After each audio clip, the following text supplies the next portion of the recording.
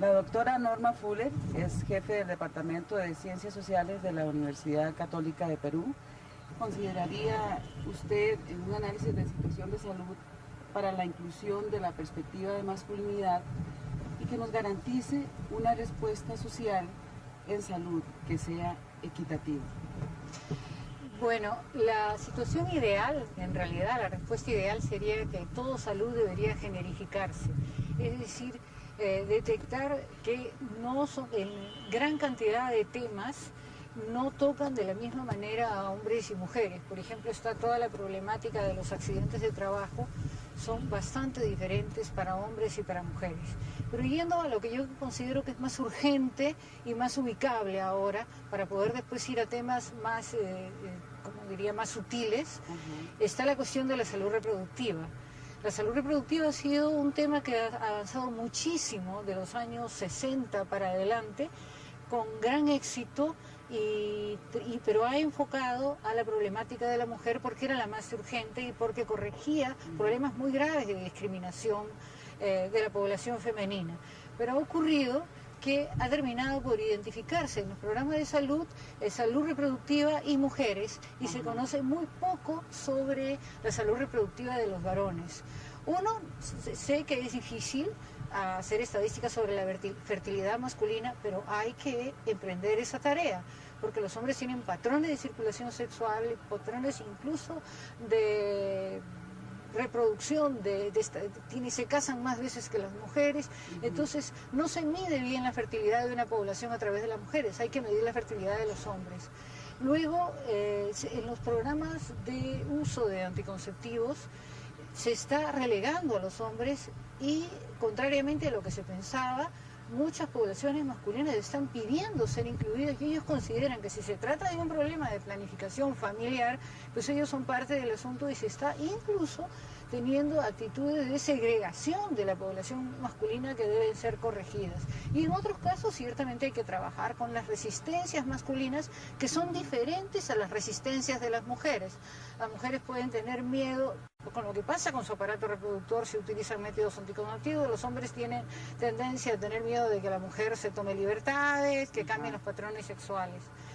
Luego está la cuestión de la salud reproductiva de los adolescentes, ¿no? Que es bastante diferente la manera en que los adolescentes viven la sexualidad y viven sus cuerpos y su sexualidad es muy diferente a como la viven las mujeres y pone una serie de problemas específicos a la manera en que ellos encaran el uso de preservativos y la contracepción. Usted insiste mucho en, y eso es lo que entiendo, en conocer realmente las representaciones sociales que tienen tanto los hombres y las mujeres sobre toda la sexualidad y de esa forma trabajar con ellos más bien ese discurso para poder entonces tener métodos de intervención y de trabajo de promoción de la salud más adecuados. Generalmente se parte del saber del profesional y no conocemos el discurso Exacto, por ejemplo, para un profesional es obvio que para un joven es bueno usar preservativos si tienen relaciones sexuales, sin embargo, para los jóvenes es una cosa muchísimo más compleja porque tiene que ver con la relación que tienen con la mujer, con la situación, si están teniendo una relación por primera vez, por segunda vez, si están probándolo a los amigos que pueden y precisamente no es el momento.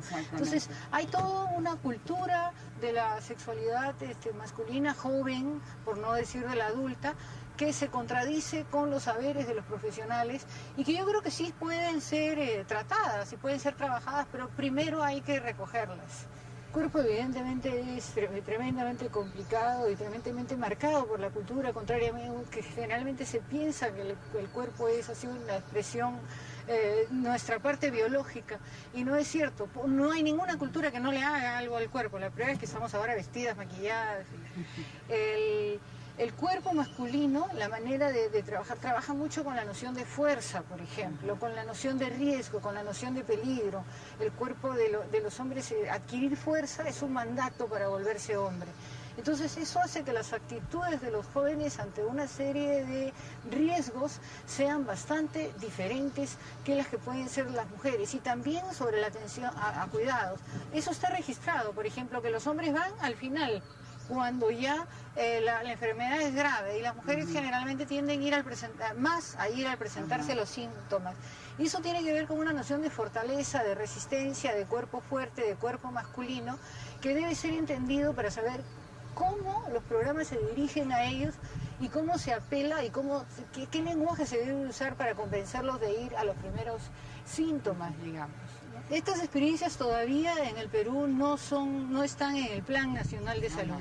Son experiencias concretas hechas por ONGs o por programas pilotos de investigación, ¿no? Y que nos ha llevado a mí y a diversos investigadores a llegar a estas conclusiones. Pero todavía estamos en pañales respecto a un plan de salud. Esperamos que con el nuevo gobierno y con la entrada de nuevos expertos cada vez más calificados, esto ya se vaya volviendo. Sobre todo, ¿cómo se gestiona esto a nivel local? ¿Verdad? ¿Cómo podemos incluir esas categorías y poder tener resultados diferentes para hacer programas efectivos? Exacto, y hay cosas que son como contradictorias. Por ejemplo, se ha avanzado mucho en el trabajo de educación sexual en la escuela, pero se ha producido un fenómeno perverso, que es que los jóvenes hablan de la sexualidad, o les hablan de la sexualidad como una cosa biológica o moral, pero no hablan de sus vivencias. Entonces los jóvenes están reclamando ahora que no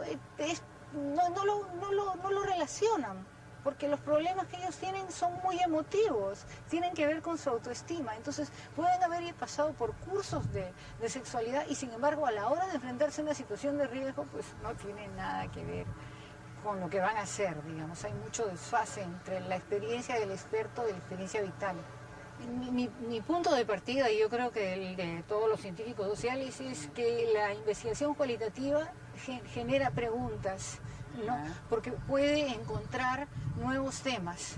La investigación cualitativa me parece más adecuada para comprobar hipótesis, pero no genera hipótesis, uno ya la tiene que tener. Entonces la idea es que la cualitativa se acerque más a las personas y luego inclusive se pueden comprobar a nivel cuantitativo ciertas hipótesis generadas. Pero son excluyentes. Claro, hay temas, por ejemplo, cuando yo investigué masculinidad,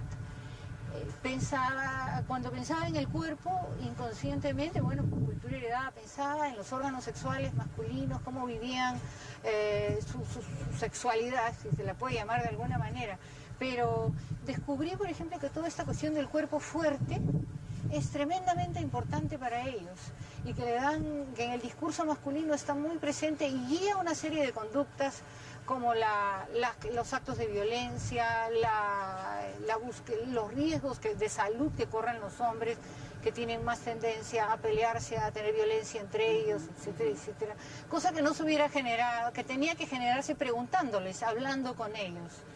Porque salud tiene que ver con trabajo, salud tiene que ver con violencia familiar y sexual. Eso que también es considerado un tema de salud, pero que abre un abanico. Educación es absolutamente fundamental.